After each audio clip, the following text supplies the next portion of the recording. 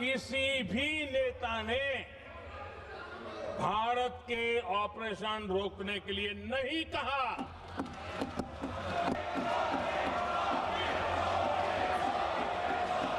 मोदी जी एक के बाद एक कोई ना कोई जीत लेकर आते जा रहे हैं, और जबकि डोनाल्ड ट्रंप ने इतनी कोशिश करी।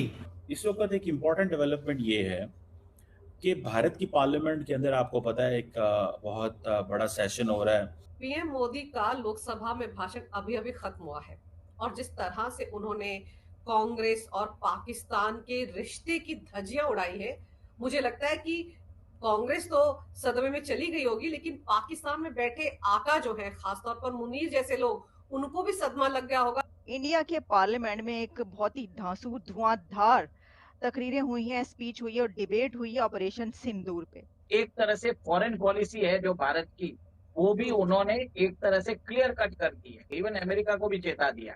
Congratulations to the Indian Army for eliminating 3 Pakistani terrorists involved in Pahalgam terrorist attack under Operation Mahadev in Lidwas area of Srinagar, Jammu and Kashmir. हर हर महादेव। समझ नहीं आ रही पाकिस्तान में हम किसकी साइड पे खड़े हों, हम क्या करें, हमें कोई बताए। डॉक्टर जयशंकर ने कोई 40 मिनट्स की स्पीच की है वहां पर। इसी तरह जो राजनाथ सिंह हैं, उन्होंने तो बड़े ही धुआंधार, जिसे कहते हैं ना, दो टोक जवाबात दिए हैं।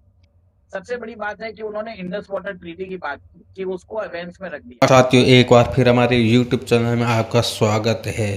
कल संसद में हुए बवाल में प्राइम मिनिस्टर मोदी जी ने पार्लियामेंट में बड़ा बयान देते हुए कहा कि ऑपरेशन सिंदूर के दौरान दुनिया में किसी भी देश के नेता ने भारत को अपनी सुरक्षा में कार्रवाई करने से रोका नहीं। यूनाइटेड नेशन के 193 देशों में से सिर्फ 3 देशों ने ऑपरेशन सिंदूर के दौरान पाकिस्तान के समर्थन में बयान दिया। उन्होंने अमेरिकी राष्ट्रपति ट्रंप का नाम लिए बिना कहा, दुनिया के किसी भी नेता ने भारत से पाकिस्तान के खिलाफ एक्शन रोकने को नहीं कहा था।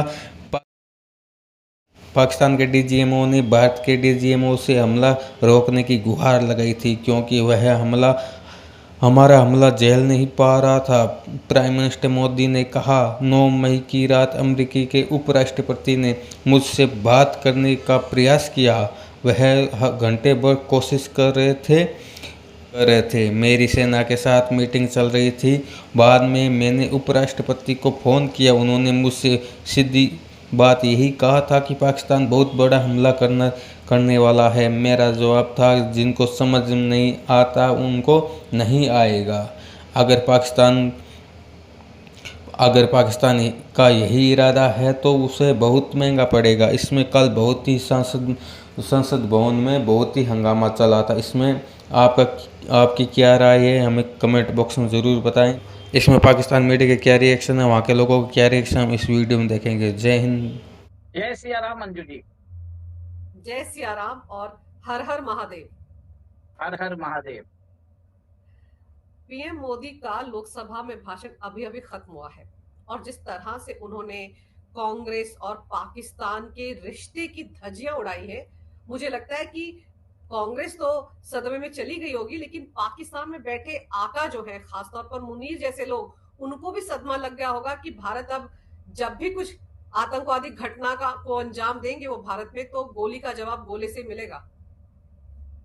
देखिए, बहुत सारी मुद्दे जो है प्राइम मिनिस्टर मोदी ने संबोधन किया है, देश को उन्होंने बताया है कि कैसे उन्होंने जो एक तरह से उन्होंने अपना जो विचार व्यक्त किए हैं, एक दुश्मन को चेतावनी भी दी है, ऑपोजिशन का प्रोपेगेंडा एक्सपोज भी कर दिया है, और एक तरह से फॉरेन पॉलिसी है जो भारत की, वो भी उन्होंने एक तरह से क्लियर कट कर दी है। सबसे बड़ी बात है कि उन्होंने इंडस वाटर ट्रीटी की बात की कि उसको अवेंस में रख दिया है, और कैसे उन्होंने बताया कि 80% जो पानी है वो पाकिस्तान को जाता था, जिसके कारण देश के अंदर किसानों को बहुत ज्यादा तकलीफ होती थी। सेकेंड, उन्होंने ये भी बताया कि कैसे कांग्रेस सरकारों ने देश की जो जमीनें हैं वो पाकिस्तान और श्रीलंका को गिफ्ट कर दी, और उसके कारण हम आज तक वो जो जमीनें जो उनके नाम पे की है, जो गिफ्ट कर दी है, उसे देश को कितना नुकसान उठाना पड़ रहा है। और ये भी देखिए कि उन्होंने देश के अंदर जो मिसाइल डिफेंस सिस्टम्स है, हमारे जो क्रिटिकल वेपन्स है, और देश के अंदर जो हम मेक इन इंडिया के तहत हम हथियार बना रहे हैं, उसकी भी बात की। उन्होंने ड्रोन्स की बात की। उन्होंने बोला है कि देश के अंदर 30 से 35 साल के युवा आजकल ड्रोन बना रहे हैं, और कई हद तक तो उन्होंने जो देश की जो महिलाएं हैं उनकी भी तारीफ की है कि इसके अंदर वो भी इन्वॉल्व है। तो आप ये देखिए कि देश का प्रधानमंत्री है, वो देश के अंदर आके वो बताता है कि मैं देश की वेपन्स इंडस्ट्री को, हमारी डिफेंस इंडस्ट्री को वो एक तरह से स्ट्रॉन्ग कर रहे हैं। और डोमेस्टिक डिफेंस इंडस्ट्रीज का होने से कितना फायदा होता है, कितना लाभ होता है, वो भी उन्होंने बताया। एक टाइम था यूपीए के टाइम पे कि कोई भी कार्रवाई करने से पहले, क्योंकि उस समय हमारे पास इतने भी गोला बारूद नहीं थे कि हम 10 दिन का कन्वेंशनल वॉर लड़ सकते थे। उन्होंने बताया कि कैसे हमारे पास बुलेट प्रूफ सिस्टम्स नहीं थे, हमारे पास राइफल्स नहीं थी, हमारे पास नाइट विजन गॉगल्स नहीं थे, छोटी से छोटी चीजें इंपोर्ट की जाती थी। पर आज देश के अंदर आप देखिए सब चीजें बन रही है, देश के अंदर टेक्नोलॉजिकल ट्रांसफर की बात कर रहे हैं। तो जी। बहुत सारे, जो मेरा ये मानना है कि उन्होंने फॉरेन पॉलिसी भारत की जो है सबके लिए लेकर दी है, इवन अमेरिका को भी चेता दिया है।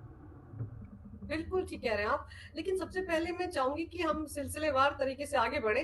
पहले तो जो भाषण राहुल गांधी ने दिया, उन्होंने तो सीधे सीधे विदेश नीति पर सवाल उठा दिया, एस जयशंकर पर सवाल उठा दिया, यहां तक कह दिया कि भारत के लिए सबसे बड़ी चुनौती है चाइना और पाकिस्तान को दूर रखना। सर, चाइना और पाकिस्तान के साथ सबसे ज्यादा अच्छे रिश्ते तो कांग्रेसियों के रहे हैं। जयशंकर ने कोई 40 मिनट्स की स्पीच की है वहां पर। इसी तरह जो राजनाथ सिंह हैं, उन्होंने तो बड़े ही धुआंधार जिसे कहते हैं ना, दो टोक जवाबात दिए हैं। अच्छा, अब सर एक तो मैं आपसे एक जो इसके अंदर जो पॉइंट उठाया गया उस पे बात करूंगी, और साथ ही मैं एक और सवाल इस पे ये उठाऊंगी कि वहां पे तो बड़ी कड़ी तनकीद हुई। उनसे कहा गया जी बताएं कितने जहाज गिरे हैं, ये बताएं ऑपोजिशन ने। लेकिन क्या आप समझते हैं कि पाकिस्तान के पार्लियामेंट में कोई ये सवाल कर सकता है कि जरा बताएं कि आपका नुकसान भी कितना हुआ है, कोई हमें थोड़ा सा ये भी बता दे? एक तो मेरा सवाल ये होगा। तो दूसरा ये होगा कि जो राजनाथ सिंह हैं, उन्होंने ये कहा है कि ये तो आप हमसे पूछ रहे हैं कि जहाज कितने गिरे, क्या आप हमसे ये क्यों नहीं पूछ रहे कि हमने उनके कितने जहाज गिराए हैं और हमने उनकी कितनी बेसिस को उड़ाया है? तो over to you doctor Ishtiaq Ahmad. बहुत बहुत शुक्रिया।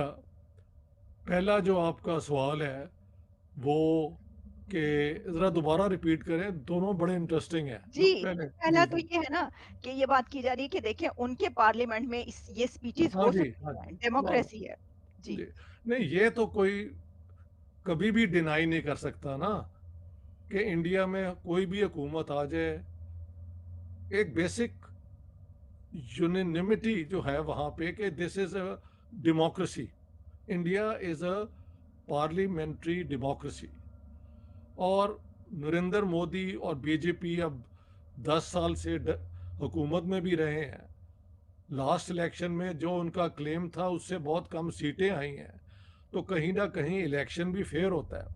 और इंडियन पार्लियामेंट में बहुत देर से ये मिनिस्टर्स आए, लेकिन जब भी आए उनकी तैयारी जो है वो इम्प्रेसिव है। तो पाकिस्तान कभी भी डेमोक्रेसी नहीं हुआ, ये ना लियाकत अली के दौर में हुआ है, ना कभी और हुआ है। ये